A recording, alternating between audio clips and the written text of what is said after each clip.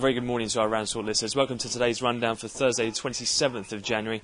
It's got to around 10 o'clock now here in London. Overnight news flow was pretty quiet, as too was the overall market open here in Europe. Undoubtedly, the major news story was that of a sovereign downgrade for Japan, which was unexpected. S&P, that Standard & Poor's, downgraded the sovereign rating of Japan to AA- from AA with an outlook stable.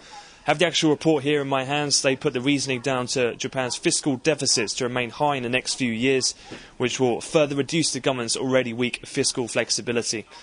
That prompted dollar yen to spike around 100 pips on the upside and also contributed to around a 0.5% gain for the dollar index, which weighed on both euro-dollar and cable at the time of release. However, as we move closer in toward the North American Open, the euro in particular has managed to stage a bit of a recovery, and at the moment euro-dollar trading back to an option expiry level at 137.00 for the time being.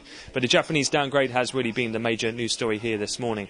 Looking forward, though, overall, other than that, it has been pretty quiet in terms of news. Much attention to a raft of busy corporate earnings from the US. To name you a few, we will have the likes of Bristol Myers, Eli Lilly, so some of the big pharma stocks. Also from the housing market, D.R. Horton, due to a report pre-market today.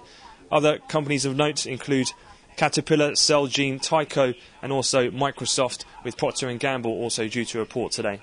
In terms of US economic data, also busy schedule there. The weekly jobless numbers, allied with durables and pending home sales, all to come in the session. We'll also wrap up this week's Treasury issuance, as we'll see 29 billion in a 7-year note auction as well this evening. So that concludes the European opening morning wrap. We'll have another update this afternoon at the cash close. For the time being, though, have yourselves a great trading day.